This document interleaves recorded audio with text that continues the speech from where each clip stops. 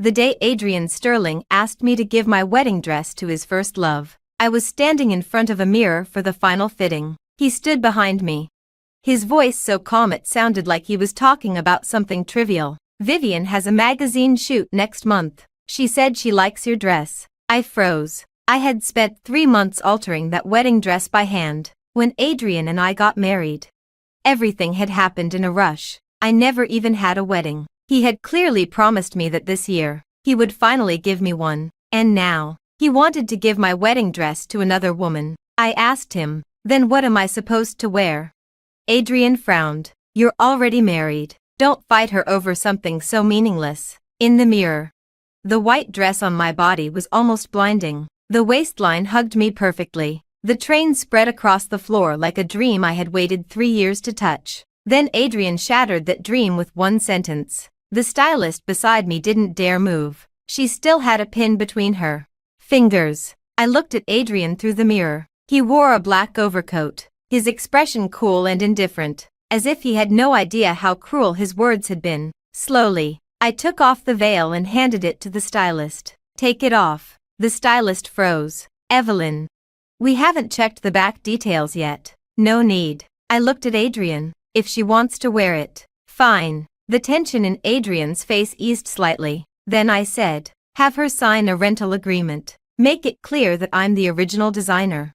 That the dress can only be used for the magazine studio shoot. And that not a single stitch can be altered. The insurance value is 7 figures. If it's damaged, she pays full price." The ease on Adrian's face vanished instantly. "Evelyn Hart, do you really have to make this so ugly?"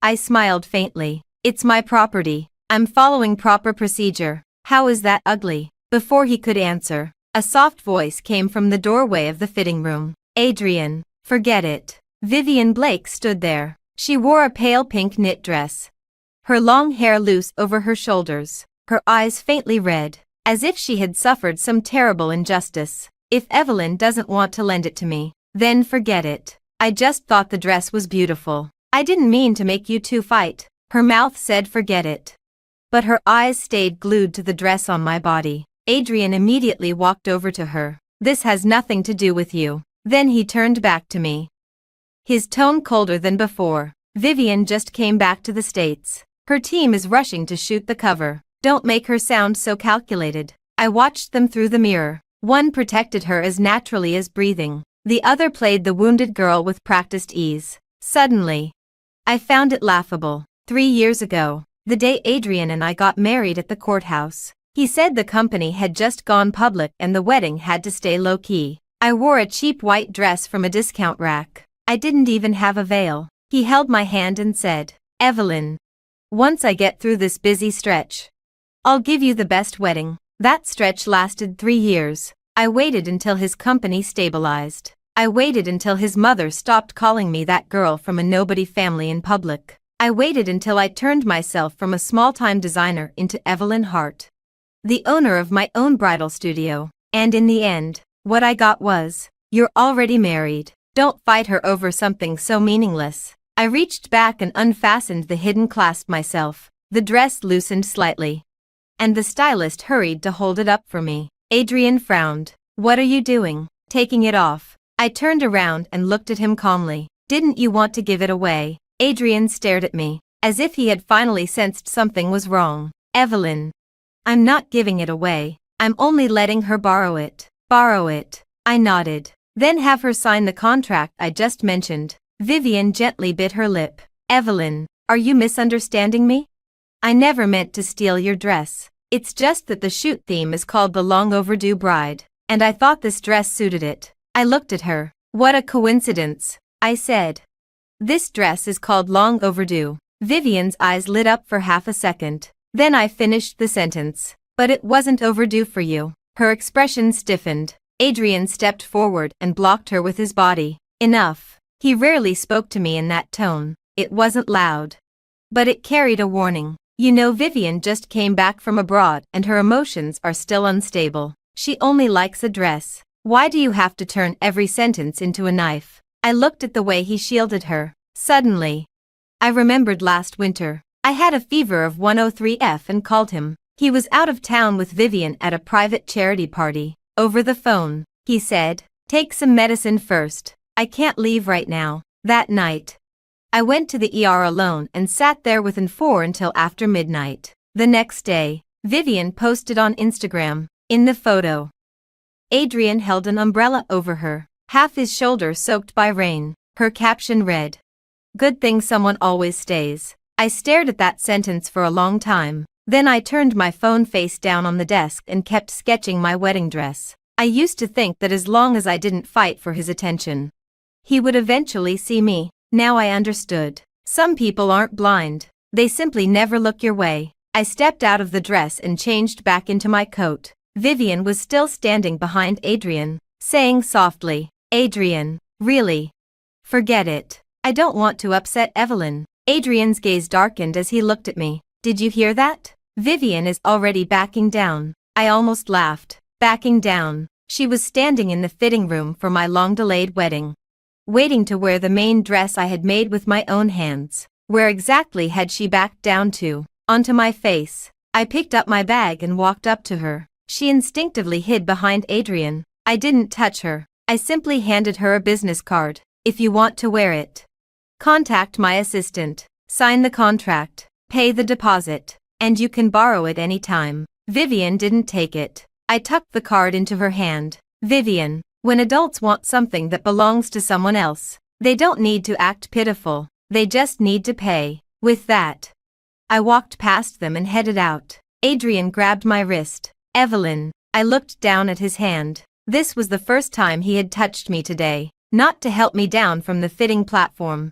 not to adjust my veil, but to stop me from embarrassing Vivian. I pulled my hand back, inch by inch. "Adrian, the dress can be borrowed." I looked into his eyes and said each word clearly. "And the wedding can be cancelled." He froze. "What did you say?" I said.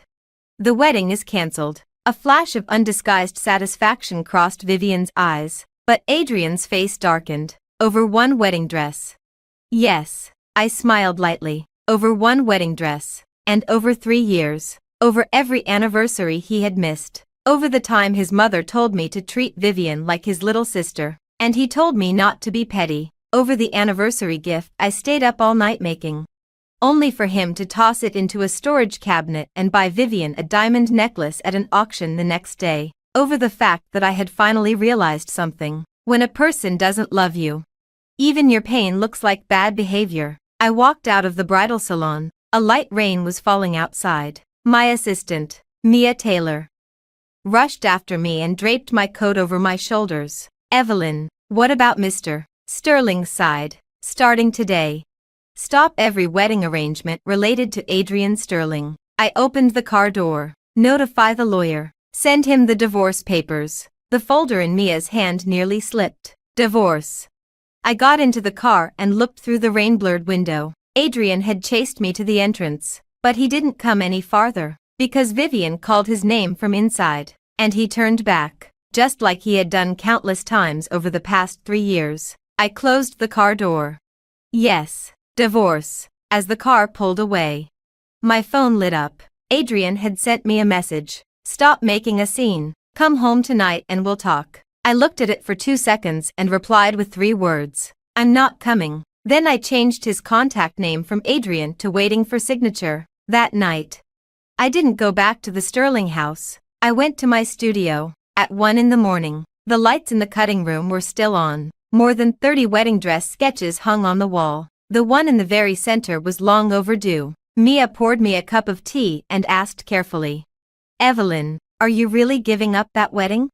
I looked at the dense revision marks on the sketch. 3 months. I had chosen the fabric myself, drafted the pattern myself, hand-stitched a line of words inside the train. It wasn't "Adrian loves Evelyn." It wasn't "Till death do us part." It was, "May I finally become my own bride." I wrote that sentence while sewing the last stitch, because even then, somewhere deep down, I already knew Adrian would never be my home. People are ridiculous sometimes, even when they know the answer. They still wait for a miracle. I picked up the scissors and trimmed a loose thread from the spare veil. "The wedding is off." Mia looked at me. I said, "The runway show goes on." She froze. "But long overdue is the finale dress." What if Mr. Sterling sighed? Adrian Sterling isn't the client. I looked up. I am. At 8 the next morning. Vivian Blake was trending. The headline was crafted to stir up drama. Leaked photos from Vivian Blake's long-overdue bride cover shoot. In the photo, Vivian stood outside a photography studio, holding a garment bag. The full dress wasn't visible, but the silver butterfly clasp on the bag was enough. I recognized it at a glance. It was my long overdue. Mia burst into my office, her face white. Evelyn, the dress is gone. I was sending documents to the lawyer. My hand paused. When? The bridal salon said Mr. Sterling's driver came last night with an authorization form. He said you agreed to it. She handed me the photo. It showed the driver's pickup record. In the authorization field, the signature read, Adrian Sterling. I stared at those 2 words and suddenly laughed. Perfect. He hadn't even bothered pretending to respect me. My phone rang. It was Adrian. I answered but said nothing. He spoke first. I had someone pick up the dress. We'll return it after the shoot. His tone was still calm, as if yesterday's fight had been nothing but me being unreasonable. I asked, who agreed to that? I did. What gives you the right? The other end went silent for 2 seconds. Evelyn, we're married. My decision is your decision. Holding the phone, I suddenly remembered the glass of water he handed me the day we signed our marriage papers. There had been so many people at the courthouse that day, and I was so nervous my palms were sweating. He said, you have me now. So that was what you have me meant. Not that he would hold an umbrella over me, that he would decide for me. I smiled faintly. Adrian, remember what you just said. What? The moment you took that dress. We stopped being husband and wife. His voice finally turned cold. You're going to push this all the way to divorce over a dress. I looked at the divorce papers spread across my desk. Property division, equity ownership, marital debts. Every clause clear and precise. I said, it's not about a dress. It was about me. I've already sent the agreement to your email. Sign it within 3 days. If you don't, we'll go to court. Adrian seemed enraged by that. Evelyn Hart, do you even know what you're saying? I do. I closed my laptop. I'm informing you. Not discussing it with you. Before the call ended, I heard Vivian ask softly on the other end. Adrian, is that Evelyn? Is she mad? Adrian didn't answer. I placed my phone face down and said to Mia, go to the studio. Mia's eyes widened. Now. I stood. My wedding dress isn't something people wear just because they feel like it. The photography studio was in the Brooklyn Arts District. By the time I arrived, Vivian had already changed into long overdue. The set was surrounded by crew members. The photographer praised her. Vivian, this look is perfect on you. Innocent but fragile. It has such a story. Vivian stood under the lights, tilting her head slightly. My dress hung on her body. The waist didn't fit. The bust was an inch too loose. A stylist was using clips to pull it in from the back. The line I had embroidered inside the train had been covered with a piece of lace by her assistant. I stood at the door for a few seconds. Mia's eyes turned red with anger. They actually altered your dress. I walked inside. Someone stopped me. I'm sorry. The set is closed. No unauthorized people allowed. I took out my work badge. I'm the designer of that dress. The person froze. Vivian saw me too. The smile on her face faded. Evelyn, what are you doing here? I ignored her. I walked to the train, crouched down, and lifted the newly stitched lace. The stitches were rough and pressed directly over my embroidery. I looked up at her. Who told you to touch it? Vivian's face turned pale. Her assistant immediately spoke up. It was just a temporary adjustment for the shoot. It won't affect the dress. I stood. You cut my hidden clasp, covered my embroidery, and used 16 clips on the back waist. I looked at the photographer. You call that not affecting it? The photographer awkwardly lowered his camera. Vivian's eyes turned red again. Evelyn, I know you don't like me, but work is work. Do you have to humiliate me in front of so many people? I gave a soft laugh. Vivian, you're standing in a stolen wedding dress, and you think I'm the one humiliating you. Her face went white. The staff around us lowered their heads and pretended to check their phones. At that moment, Adrian walked in from outside. He must have rushed over after hearing the news. His coat wasn't even buttoned. The moment he saw me, his brows pressed down. Evelyn Hart. What are you doing here? I looked at him. I'm here to take back what's mine. The shoot has already started. So, Adrian stepped closer, suppressing his anger. This cover matters. Vivian just signed her first major magazine deal in the U.S. If you're upset, I'll make it up to you later. Make it up to me. Those words from his mouth sounded like an old invoice. For the past 3 years, he missed my birthday and said he would make it up to me. Forgot our anniversary and said he would make it up to me. Let Vivian sit in my passenger seat and said he would make it up to me. Now he had given my wedding dress to Vivian. And again, he said he would make it up to me. I asked him, how exactly do you plan to make it up? Adrian clearly thought I was finally softening. What do you want? I held up my phone. The screen showed the divorce agreement. Sign it. His face turned terrifyingly dark. Evelyn Hart. Don't push your luck, Vivian advised softly from the side. Adrian, don't fight with Evelyn because of me. Maybe I shouldn't shoot it. Really. As she spoke, she slowly reached for the clasp at the back of the dress. Very slowly. Her tears arrived right on time. Adrian immediately held her shoulders. You don't need to worry about this. Then he looked back at me. Evelyn. I'll say it one last time. She'll return it after the shoot. I didn't argue with him anymore. I turned to the studio manager. This dress has no authorization letter, no rental agreement, and no permission for commercial use or attribution. Stop shooting within 10 minutes. Or I'll sue you for infringement and unauthorized use of a commercial sample piece. The manager's face changed. Mr. Sterling, Adrian said coldly. I'll take responsibility for any issues. I laughed out loud. You'll take responsibility. I took out another file. Adrian.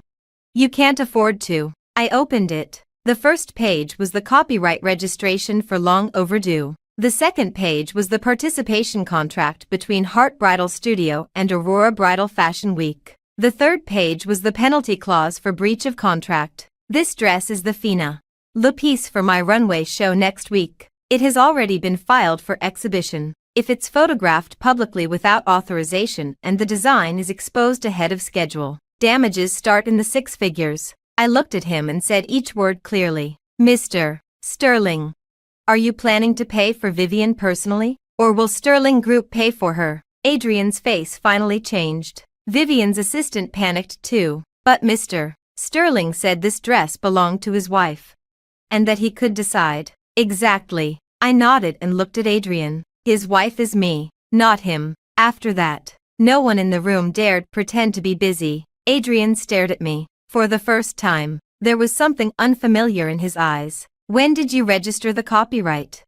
The first day I drafted the pattern. Why didn't you tell me? I looked at him. Did you ever ask? He fell silent. Vivian suddenly clutched her chest and staggered back as if she couldn't stand. Evelyn. I'm sorry. I really didn't know this was so serious. I just liked it so much. Adrian also said you wouldn't mind. I cut her off. I mind. She froze. I stepped forward. My voice wasn't loud, but it was clear enough for everyone to hear. Vivian. I mind that you knew it was my wedding dress and still waited outside my fitting room to take it. I mind that you used Forget It to force someone else to fight for you. I mind that you let your assistant alter my design and then called it a shooting adjustment. And I especially mind that you standing inside something that belongs to me, pretending to be the victim. Vivian's tears fell. This time, Adrian didn't immediately speak for her, because the studio manager was already on the phone with the legal team. The photographer whispered, "If this is really an exhibition piece, we can't shoot it." Vivian snapped her eyes toward Adrian. Adrian looked at her, then at me. Evelyn. Let her finish the shoot first. I'll pay for the loss. I suddenly felt exhausted. Not heartbroken, just tired in the way you feel when someone has rotted right in front of you. And even disappointment seems like too much effort. I said, Adrian.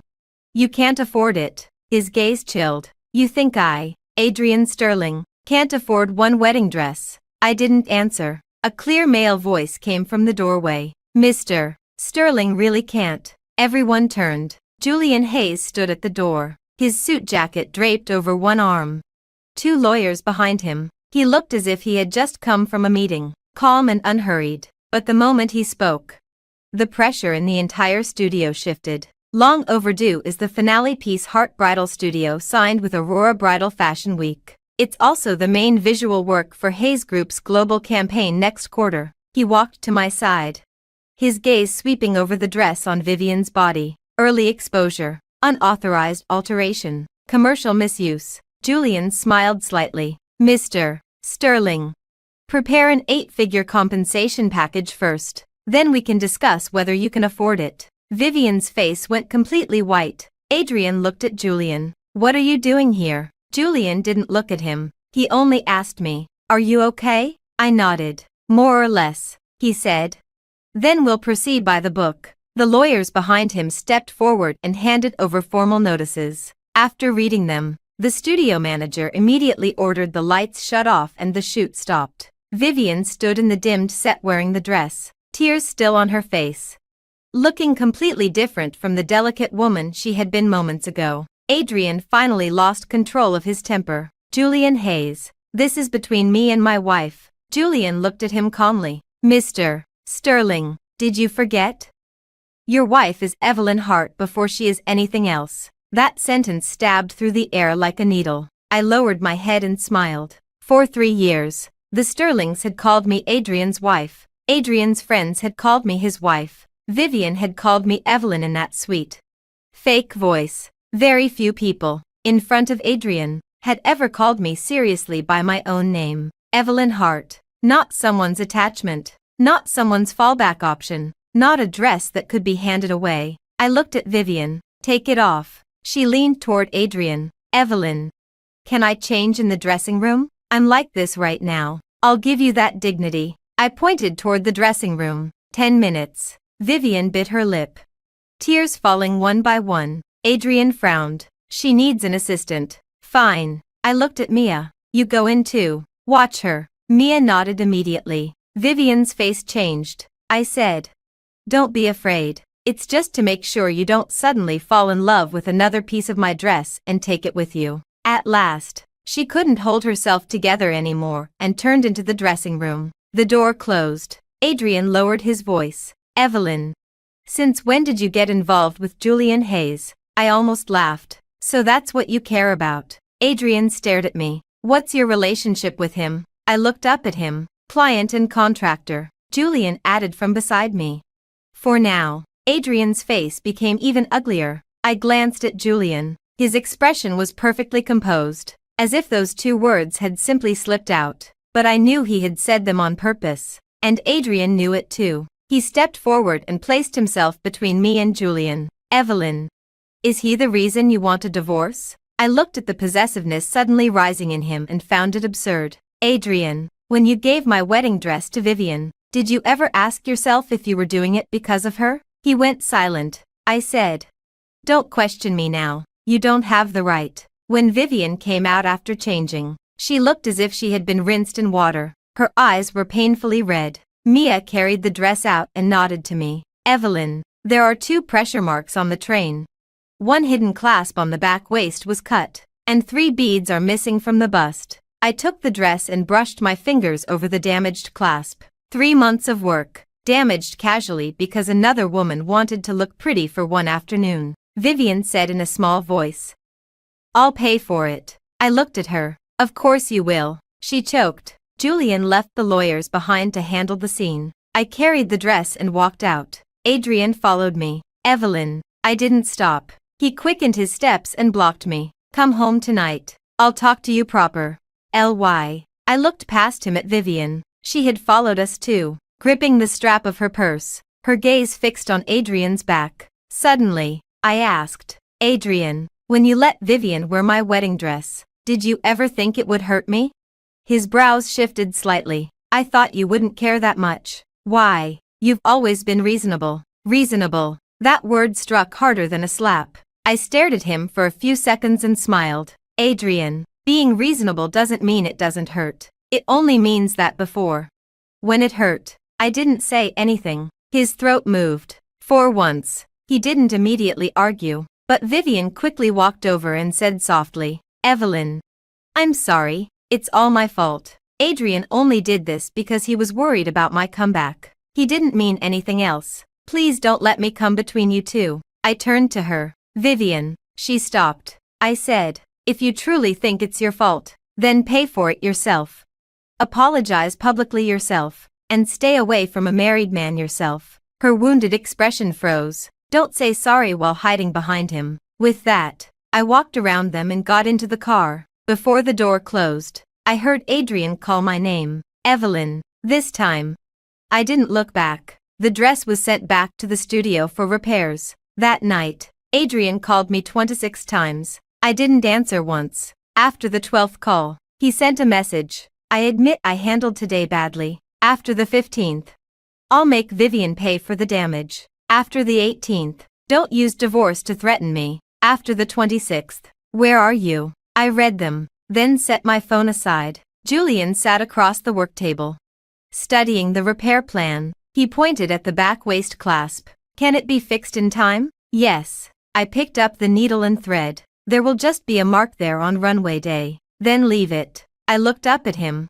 Julian said, a wound can be part of the story. I didn't speak. He added, of course, if you don't want to leave it, we can change the finale piece. Hayes Group has a backup plan. No. I threaded the needle again. The more they wanted to steal it, the more I want everyone to see exactly who this dress belongs to. Julian watched me for a while, then suddenly smiled. Evelyn Hart.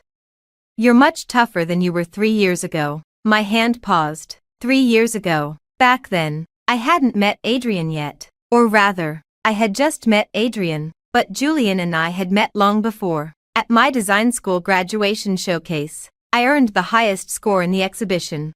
But because I couldn't afford to make the sample garments, I nearly got disqualified. An anonymous buyer purchased that set of sketches and attached one sentence. Don't let being broke ruin your hands. Only later did I learn that person was Julian Hayes. But by the time I wanted to thank him in person, he had already gone abroad to take over his family business. We met again 6 months ago, in the second year after I opened my studio.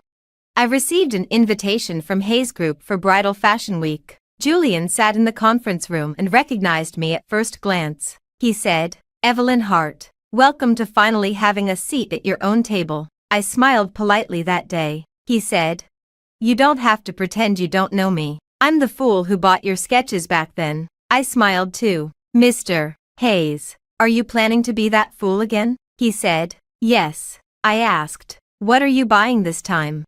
He looked at me, the version of you that no longer lowers her head for anyone. At the time, I thought he was joking. Now I realized some people see you while you're still in the mud. Others take the sight of you standing up for granted. The difference is enormous. At 3 in the morning, Adrian came to the studio. Mia ran in from the front door and whispered, Evelyn, Mr. Sterling is downstairs. He says he won't leave until he sees you. I was still holding a needle. Let him wait. Julian looked up. Should I leave? No. I sewed the last bead back into place. If he likes making people wait so much, he should learn what waiting feels like. Adrian waited downstairs until dawn. At 7 in the morning, I went down to buy coffee. He stood beside his car, his eyes bloodshot, his shirt wrinkled. The moment he saw me, he walked over. Evelyn. I stepped aside. What is it?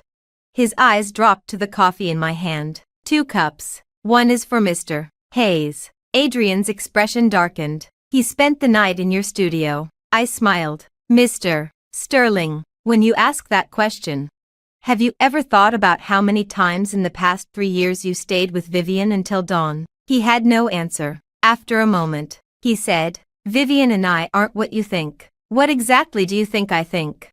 She helped me in the past. I nodded. So you repaid her by taking my things? Adrian fell silent for a few seconds. I admit I didn't consider your feelings this time. That sentence came far too late. So late I couldn't even spare it an emotion. I carried the coffee and turned to leave. But he blocked me. I won't sign the divorce agreement. I looked up. He stared at me as if he had made some great decision. The wedding will go on. I'll buy you a new dress. Whatever kind you want. As for Vivian, I'll make her apologize publicly. After listening, I felt nothing. Not even a ripple. Adrian, Do you think the problem is that the dress wasn't new enough? Then what do you want? I looked at him. At last. He was anxious. The high and mighty Mr. Sterling, for the first time, had been pushed by me into having no answer. I said, I want a divorce. His breathing stopped for half a second. Anything but that. There is nothing but that. I stepped around him, but he grabbed my arm. Evelyn Hart, 3 years of marriage, and you can just throw it away. I turned back. That question should be mine. His hand slowly loosened. I walked a few steps, then stopped. Oh, right. Adrian looked over. I said, I'll attend the Sterling family dinner tonight. A flash of light crossed his eyes. You're willing to come home? No. I looked at him. I'm going to pick up my things, and while I'm there, I'll tell your mother about the divorce face-to-face. Adrian's expression sank. The Sterling family dinner was held at the estate. When I arrived, Eleanor Sterling was sitting in the living room drinking tea. Vivian was there too. She wore an ivory dress and sat obediently beside Eleanor, like she was already half the hostess. The moment Eleanor saw me come in, her face darkened. So you still know how to come back? I set down my bag. I'm here to pick up a few things. Eleanor sneered. Evelyn Hart, you've grown quite a temper lately. Vivian merely borrowed a wedding dress from you, and you sent lawyers after everyone. Do you know what people are saying about the Sterling family now? I took off my coat, my tone calm. That the Sterlings steal things. Eleanor slammed her teacup down. How dare you? Vivian quickly supported her. Mrs. Sterling, please don't be angry. Evelyn just misunderstood. Eleanor patted her hand, her voice softening. You're still the sensible one, Vivian. If you hadn't left the country back then, Adrian never would have married anyone else. The words landed in the living room. The staff nearby lowered their heads, standing there. I suddenly felt the past 3 years had been one long joke. The first time I came to the Sterling estate, Eleanor had sat in the same seat. She looked me up and down and said, a girl from a family like yours shouldn't expect the Sterlings to put on a show for you. The marriage license is fine, but let's hold off on the wedding. We don't need people thinking the Sterling family is desperate to marry you in. Adrian had stood beside me then. He said, Mom, Evelyn isn't like that. At the time, I thought he was protecting me. Only later did I understand. He simply believed I wouldn't fight back, so I could be pressed down gently and quietly. I walked up to Eleanor. Then give him to her now. Eleanor froze. What? I took the divorce agreement from my bag and placed it on the coffee table. I don't want to be Adrian's wife anymore. Vivian's eyes snapped up. Eleanor's face changed. Evelyn Hart, who are you trying to threaten? It's just a notice. I looked at Vivian. Vivian likes things other women have already used. Perfect. I don't want them anymore. Vivian's face turned bright red. Evelyn, how can you say that about me? Am I wrong? I smiled. You want the dress. You want Adrian. Now I'm giving up both. Why do you still look wronged? Her tears threatened to fall again. Eleanor snapped. Evelyn Hart, do you really think the Sterling family can't survive without you? It can. I nodded. So hurry up and sign. Eleanor stood up in fury. Who do you think you are? If Adrian hadn't married you back then, would you have any of this? That shabby little studio of your show, many orders came only because people were trying to stay on good terms with the Sterlings. I looked at her and suddenly wanted to laugh. The Sterlings had said this for 3 years. They always thought I ate from the Sterling table and lived on Sterling charity. But they didn't know that my biggest client had never been Sterling Group. Those few collaboration orders with Sterling G Group. I had taken them at cost because I didn't want to embarrass Adrian. I didn't bother explaining. Explaining to people who don't want to listen only makes you look pitiful. But someone refused to let me stay silent. Footsteps came from the door. Adrian walked in. He must have heard half of it from outside. His expression was poor. Mom, that's enough. Eleanor frowned. You're still defending her. She wants a divorce. Adrian looked at me. Evelyn, go upstairs first. I'll talk to Mom. There's nothing to talk about, I said.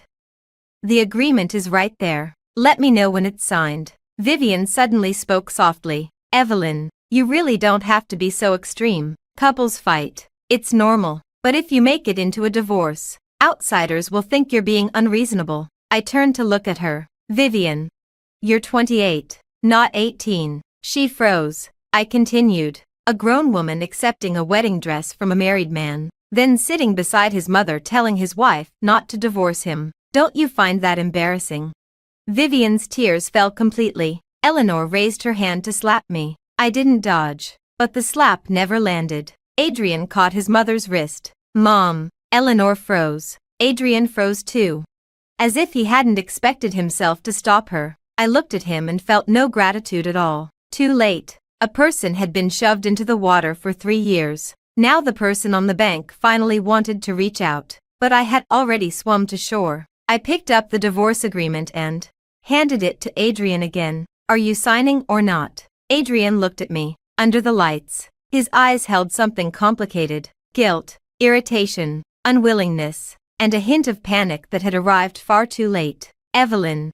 I won't sign. I nodded. Then I'll see you in court. With that, I went upstairs to pack. In the master bedroom, I had pitifully few clothes. Adrian's suits occupied an entire wall of the closet. I had only half a section. In the very back was a box. Inside was the cheap white dress I had worn 3 years ago, the day we got married at the courthouse. I took it out and found an old receipt tucked into the hem. It was from the photo studio near the courthouse. That day, Adrian had received a call and left before waiting for the photos with me. I sat alone in the photo studio for 2 hours before receiving our courthouse photo. In the photo, his expression was distant. I smiled carefully, and I had actually thought I was happy. I put the white dress into a bag and didn't take much else. When I walked out, Adrian was standing in the hallway. That's all you're taking? Yeah. What about the jewelry and bags?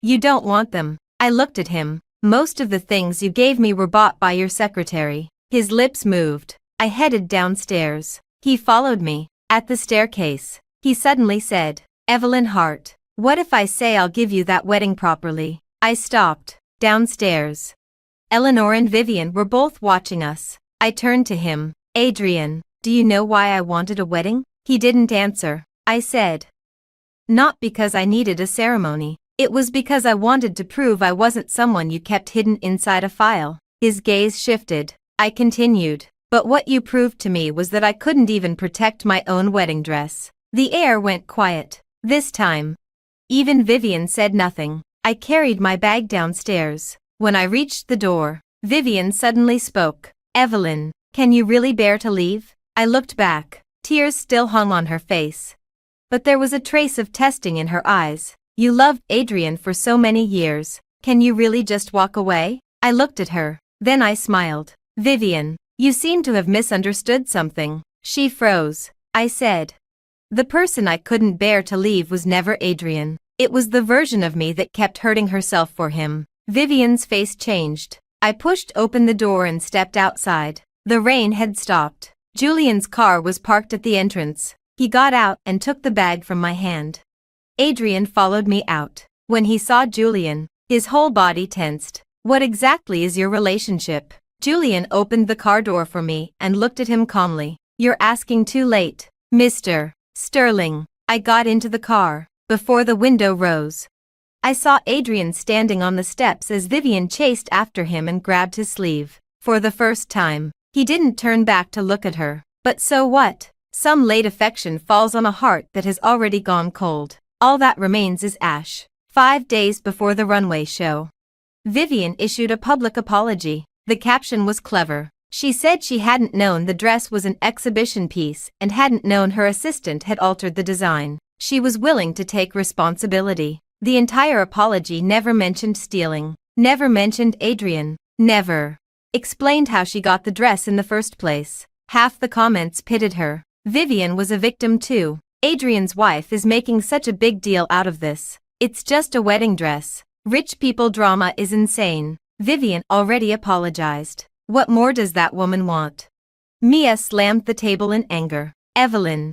She pushed all the blame onto her assistant. I was adjusting the guest list for the runway show. Of course, Vivian wanted to save face. The Sterlings wanted to save their reputation. They would definitely reduce the whole thing to a misunderstanding. But I had no intention of letting it stay a misunderstanding. That afternoon, I received an anonymous email. Attached was an audio recording. When I played it, I heard Vivian's assistant. Vivian, are we really covering the embroidery inside?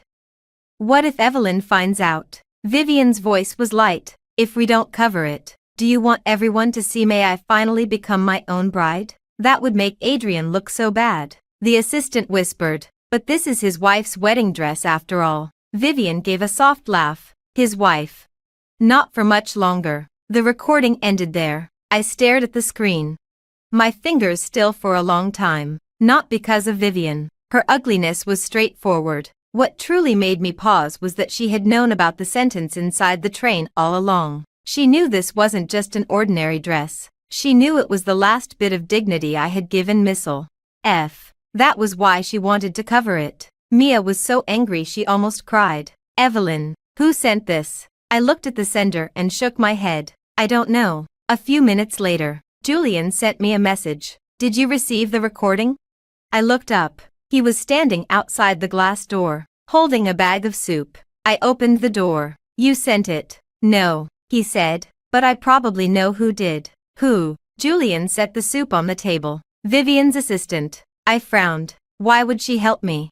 Vivian is preparing to shove all the blame onto her, make her pay the penalty fees, and have her blacklisted. Julian looked at me. Someone pushed out to take the hit knows better than anyone who handed over the knife. I was quiet for a moment. Is she willing to come forward? Not yet. Then we wait. Julian raised a brow. You're not in a hurry. I closed the recording. On runway day, she will be. Julian looked at me, amusement in his eyes. Evelyn Hart. You really are suited for battle. I picked up the soup. I don't like fighting. Then what do you like? I thought for a moment. I like taking back what belongs to me. He said nothing else. He simply handed me a spoon. Such a small gesture, yet something in my heart moved gently. Adrian had never noticed things like that. He would buy me expensive things. But he couldn't remember that I hated cilantro. He would have his secretary order flowers for me, but he didn't know I was allergic to lilies. He would call me his wife in front of outsiders. But he had never truly looked at the calluses on my hands from sketching. Sometimes the difference between people isn't in the grand gestures. It's whether, when you lower your head, someone moves the light a little closer to you. 3 days before the runway show, Adrian came to see me again. This time, he didn't barge into the studio. He sent a message from downstairs. I'm downstairs. I want 10 minutes to talk. I didn't want to see him, but the lawyer said it was best to confirm his position on property division one more time before the divorce. So I went down. Adrian stood beside H's car, holding a box. When he saw me, he handed it over. For you. I didn't take it. He opened it. Inside was a diamond necklace. The design was beautiful and completely unfamiliar. I remember you once said you liked teardrop shapes. I looked at it twice. Did I? Adrian visibly froze. I smiled. I like pearls, not diamonds. Vivian likes teardrop shapes. His hand stiffened in midair. In that instant, the expression on his face became awkward. I didn't save him from the embarrassment. In the past, I always had. When he forgot my birthday, I said it was fine. When he named the wrong flower, I said all flowers were pretty. When he handed me the latte Vivian liked, I drank half of it anyway. I was always afraid he would feel embarrassed. Only later did I realize I was the only person afraid of his embarrassment. He had never been afraid of my pain. Adrian slowly withdrew the box. I'm sorry, I nodded. Anything else? He looked at me. As for Vivian, I've cut off every deal Sterling Group had lined up for her. I said nothing. He continued. I won't see her again. Looking at him, I suddenly found it sad. He thought he had finally made a choice, but I was no longer one of the options. Adrian, I said, are you doing all this now because you know you were wrong, or because I don't want you anymore? His face changed. I kept asking if I had cried that day, made a scene, then still gone back to the Sterling house. Would you have made Vivian apologize publicly? Would you have come to my studio and waited all night? Would you have cut off her deals? He couldn't answer, so I answered for him. No, because before, I had been too easy to soothe. A late ring, a sentence of don't be mad, a dinner he personally arranged, and I would give myself a way down. But if you walk down too many steps, eventually you fall awake. The light in Adrian's eyes dimmed little by little. Evelyn. After 3 years, can we really not start over? I looked at him. You want to start over because you finally realized I can leave. But I want to end this because I finally realized I can. His lips parted. But no words came out. I handed him a printed document. Next Monday at 10 in the morning. At the courthouse. If you don't show up.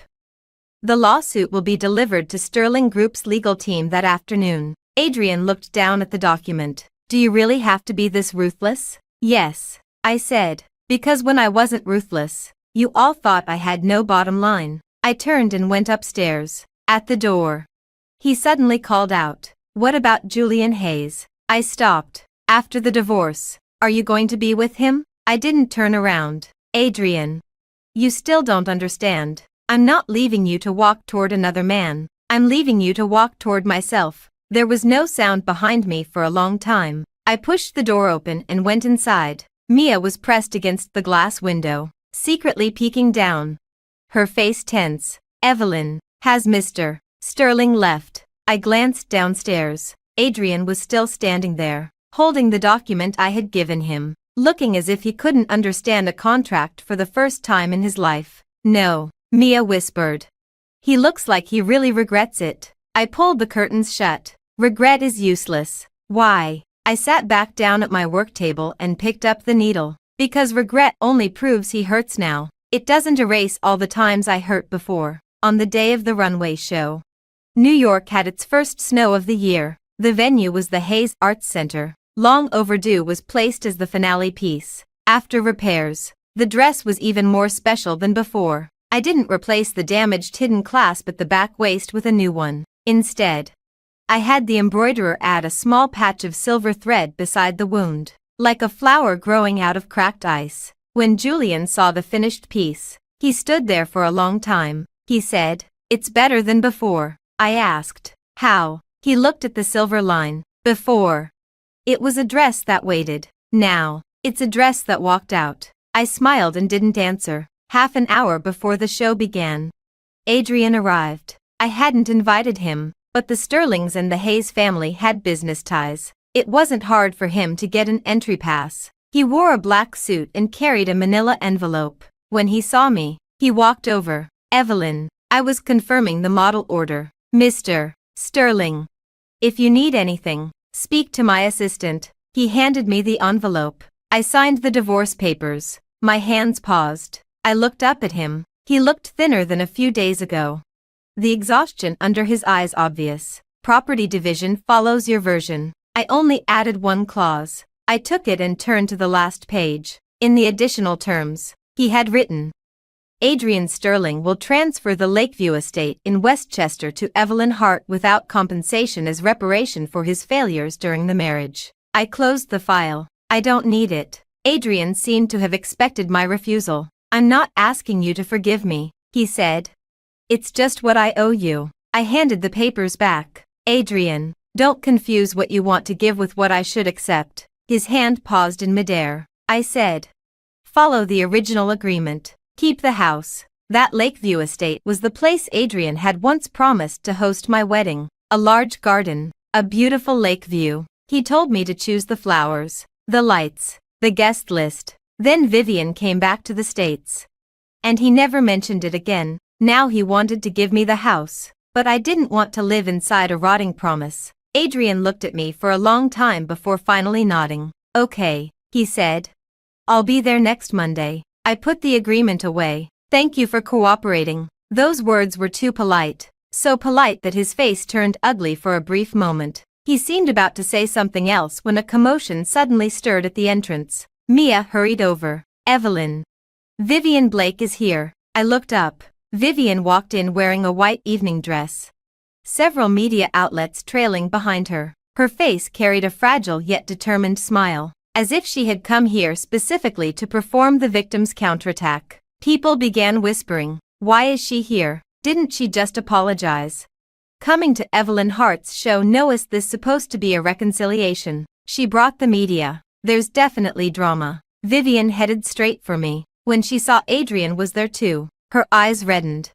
But she didn't lean toward him the way she used to. She stopped in front of me and bowed slightly. Evelyn. I came today to apologize to you in person. The cameras immediately turned toward us. Mia gritted her teeth. She did this on purpose. I looked at Vivian. Does an apology require media coverage? Her expression stiffened.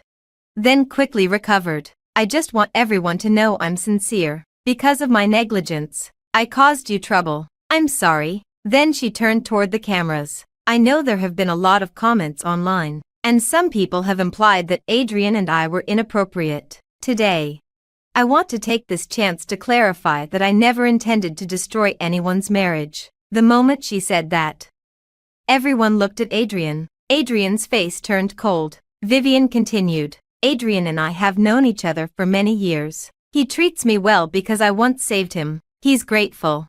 And I'm grateful too. But I don't want this friendship to hurt Evelyn. She made it sound beautiful. Stealing my dress became negligence. Ambiguity became gratitude. Adrian's favoritism became friendship. If I accepted her apology today, all the online criticism would become, Vivian is gracious. Evelyn Hart is petty. If I didn't accept it, Vivian would look even more like the bullied one. I was about to speak when Adrian spoke first. Enough. Vivian froze. Adrian looked at her. You didn't come here to apologize. You came here to force her to forgive you. Vivian's face turned white. Adrian.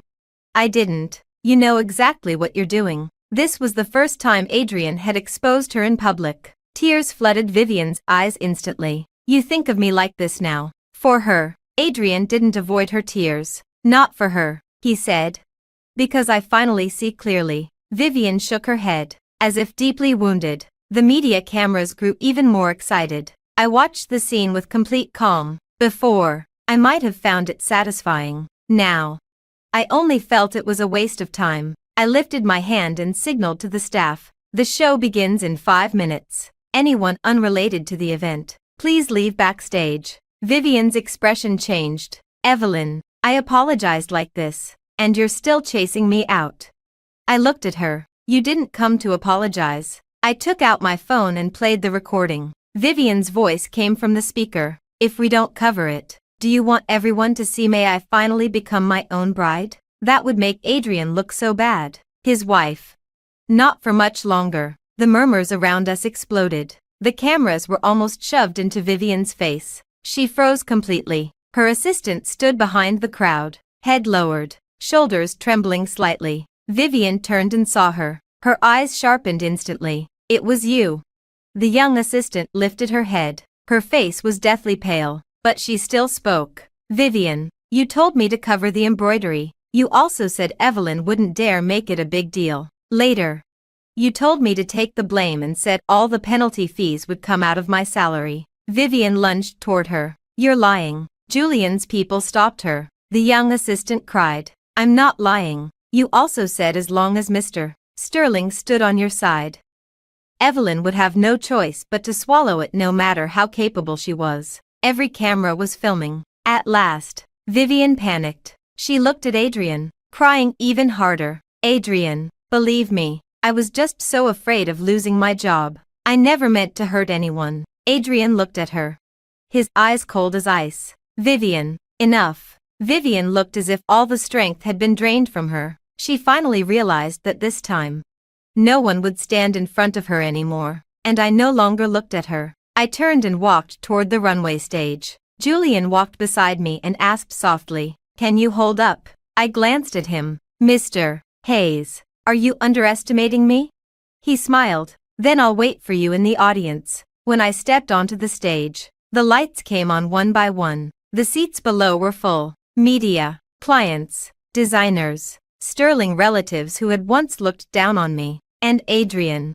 Standing in the very last row, I stood before the microphone. My palms dry. The screen lit up. The design sketch for Long Overdue appeared before everyone. I began. This wedding dress was originally meant to be a long-delayed wedding I gave myself. The audience was quiet. I once thought that when a woman put on a wedding dress, it was because she was walking towards someone. Later, I realized that wasn't true. The screen changed, showing the repaired detail at the back waist. That silver line glowed like light. A wedding dress doesn't always mean being chosen by someone. It can also mean that I finally chose myself. When the applause rose, I saw Adrian standing in the back row. His eyes red, but I didn't pause. I continued introducing the piece, the fabric, the structure, every bit of strength hidden beneath the romance. This was my runway show, not my divorce declaration. I would not let Vivian take it from me, and I would not let Adrian become its my end character. For the finale, the model came out wearing long overdue. All the lights fell onto the dress. The repaired silver line at the back waist flashed under the light, like a crack and a rebirth at once. Someone in the audience whispered, "It's beautiful." I stood at the side of the stage and watched it move step by step to the center. Suddenly, I remembered myself 3 years ago, sitting outside the courthouse in that cheap white dress. Back then, I had truly wanted to be loved. I wanted someone to hold my hand with solemnity, to introduce me openly and proudly, to keep me in his heart. I still wanted to be loved now, but I no longer wanted to trade my suffering for it. After the runway show ended, orders exploded. Hayes Group added to the promotional contract on the spot. Several media outlets rushed to request interviews. Vivian was taken away by her team. I heard several brands terminated their contracts with her overnight. Eleanor called me twice. I didn't answer. Adrian sent me one message. The show was very successful. A long time later, another message came. "I'm sorry." I looked at the screen and didn't reply. Some apologies are not worthless. They simply come too late to buy back what was lost. At 10 that night, the celebration dinner ended. I walked out of the hotel. Snow was still falling. Julian stood at the bottom of the steps and handed me an umbrella. "Can I take you home?" I looked at him. "Mr. Hayes, did you forget I drove here myself?" "I didn't forget," he said. "I just wanted to ask." I took the umbrella. "Then walk me to the parking lot." He smiled and walked with me. Snow landed softly on the umbrella. Neither of us was in a rush to speak. Halfway there, he suddenly asked, "Next Monday, do you need me to go with you?" I shook my head. "Divorce is something I can handle alone." He nodded. "Okay." No persuasion, no decision made for me. He simply handed the choice back. I stopped. "Julian." He looked at me. I said, "I've always wanted to pay you back for that money 3 years ago." He raised a brow. "The interest is expensive." "How much?" "Treat me to dinner." I froze for a second, then laughed. "Mr. Hayes, you're that cheap." "Depends on the person." He looked at me. "For other people?" "No. For you." "Yes." Under the snowy night, his eyes were bright, not like Adrian's belated possessiveness, but like patience that had seen you long ago and never forced you to turn around. I didn't answer immediately. I only said, "After the divorce." Julian's lips curved. "Okay, I'll wait in line." The following Monday, I arrived at the courthouse on time. Adrian was already waiting at the entrance. He was dressed formally, as if attending an important meeting. He had no flowers, no gift, only the divorce agreement, restored to the original version, in his hand. When he saw me, he walked over. "Evelyn." I nodded. "Let's go in." The process was faster than I had expected. When the clerk confirmed that we were ending the marriage voluntarily, Adrian stayed silent for a long time. I turned to look at him. "At last," he said, "voluntary." When the final stamp came down, I didn't feel the pain I had imagined. I only let out a very soft breath, like finally taking off a wet piece of clothing I had worn for too long. When we stepped outside, Adrian didn't leave immediately. He stood at the bottom of the steps and looked at the divorce papers in my hand. "Evelyn Hart." I stopped. "Yes," he asked. "If I hadn't given the dress to Vivian that day, would we have been different?"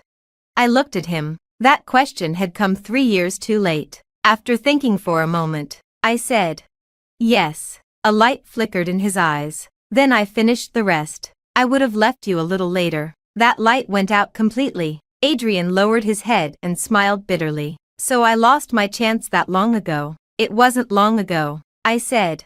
"I gave you many chances." He looked up at me. I counted them for him, one by one. "On my birthday, you went with Vivian to an audition. I waited for you with a table full of food. The night I was sick, you stayed outside her apartment until dawn while I sat alone with N4. When your mother told me to give Vivian the master bedroom for one night, You said she was afraid of the cold. At your friends' gatherings, you only introduced me as the one at home, but called her Vivian in front of everyone. Adrian, I didn't leave you because of one wedding dress. I looked into his eyes. I left because every single time you made me give way. Adrian stood there as his face slowly turned pale. Snow fell on his shoulders and quickly melted into water. At last, he couldn't say a word. I turned to leave. Behind me, he suddenly asked, "Can I still see you in the future?"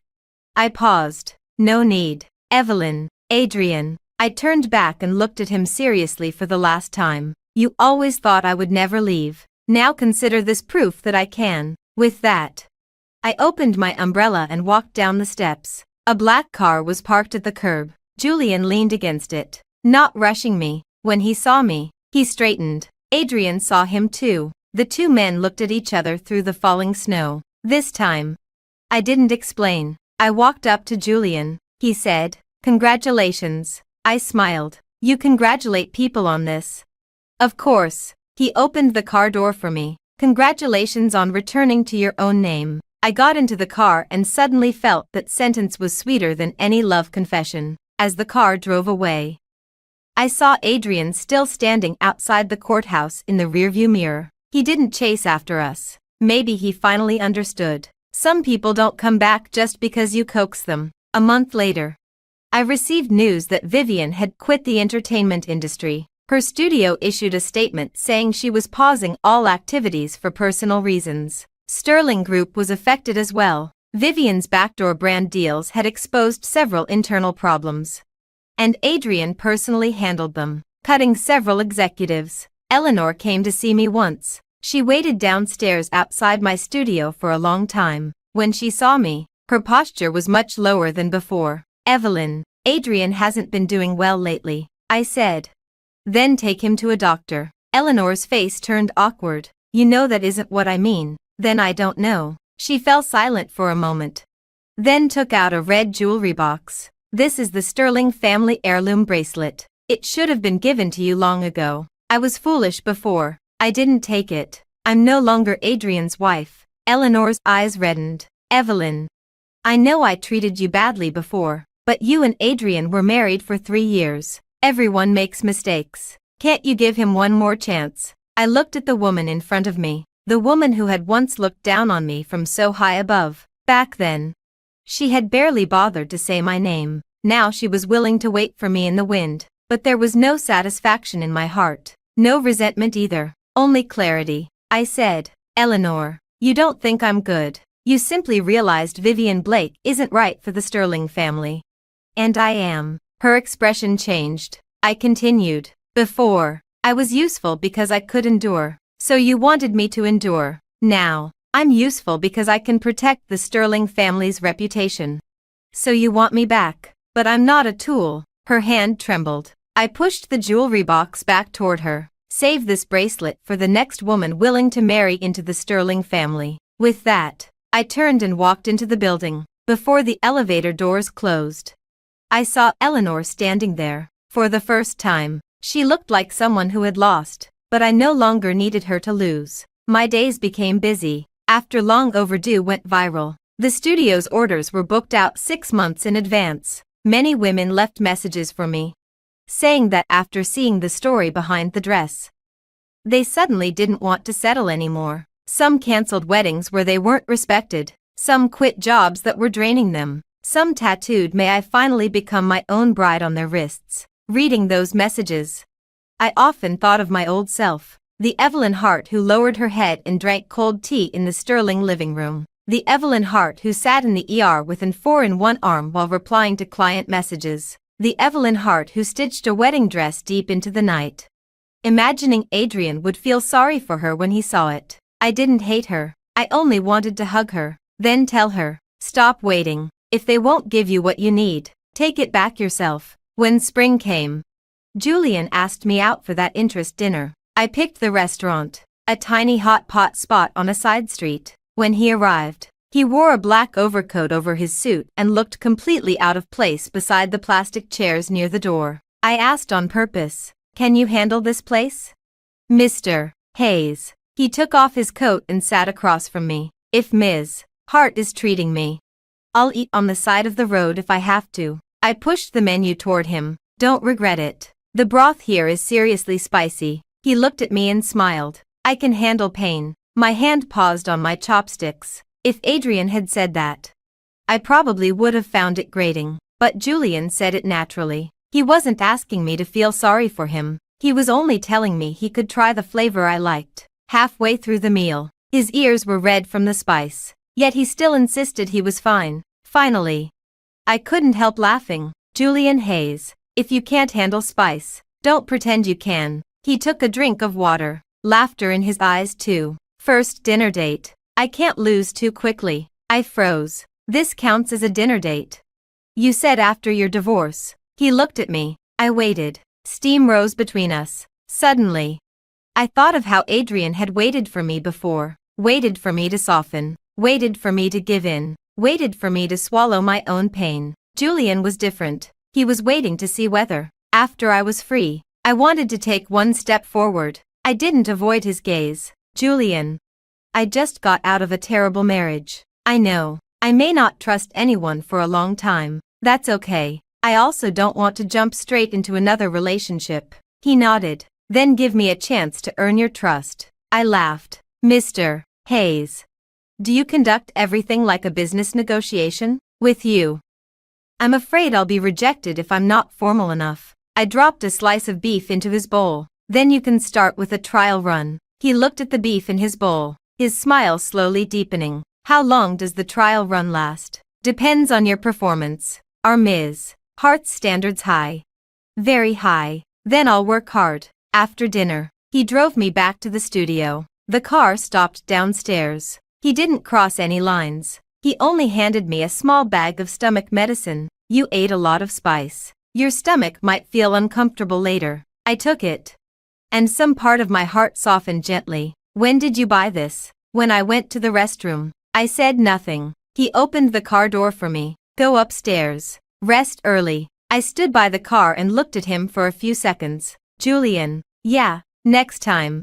Don't order the split pot. He froze. I said, I can go easier on the spice. You don't have to force yourself. He laughed for a long time. That night, after I went upstairs, I found a package on my desk. There was no sender. When I opened it, inside was the cheap white dress. I had taken it with me when I left the Sterling estate. Later, with the runway show keeping me so busy, I didn't know where I had placed it. Now it had been washed clean, ironed flat, and sealed in a clear garment bag. Inside was a card. Adrian's handwriting. I remember this dress. I stared at those words for a long time. He finally remembered. Remembered that I had once worn this cheap white dress and gone with him to the courthouse. Full of hope. Remembered that I had once been someone willing to run toward him. But I didn't cry. I took the dress out and hung it on an old rack in the corner of the studio. The next day, I had Mia photograph it for the archive and include it in the materials for a new exhibition. The exhibition was titled She Belongs to No One. The first piece was that cheap white dress. Beside it was one sentence. She once wore the cheapest dress to marry the most unworthy man. Later, she wore the wedding dress she made herself and married herself. On opening day, the exhibition was crowded. Adrian came too. He stood before that white dress for a long time. I didn't go over. Julian stood beside me and handed me a glass of water. Nervous? No. Then why do you keep looking over there? I withdrew my gaze, just confirming that it really doesn't hurt anymore. Julian said nothing. He only touched the rim of his cup lightly against mine. A silent celebration. When the exhibition ended, Adrian finally walked up to me. He was quieter than before, and more like the man I had first met 3 years ago. Refined, restrained, still striking in a crowd. But looking at him now, my heartbeat no longer quickened. He said, Evelyn, I saw everything. I nodded. Thank you for coming. He gave a bitter smile. You're really only polite to me now. I didn't deny it. He looked toward long overdue in the center of the gallery. I didn't know about that line of embroidery before. Yeah, if I had known earlier. I interrupted him. Adrian, stop saying if. He closed his eyes briefly. Okay. He took a small box from his pocket. It wasn't jewelry. It was an old button. I recognized it. It was the hidden back clasp that had been cut from long overdue. I had thought it was long gone, Adrian said. Vivian's assistant found it while cleaning up and gave it to me. I thought it should be returned to you. I took it. The button was very light in my palm, yet it felt like the last fragment of some part of my past. Adrian looked at me. Evelyn. I often think if I hadn't taken the dress that day, would you still be standing beside me? I looked at him and said calmly, Adrian, what you took wasn't the dress. What you took was the last time I believed you would choose me. His eyes slowly turned red. This time.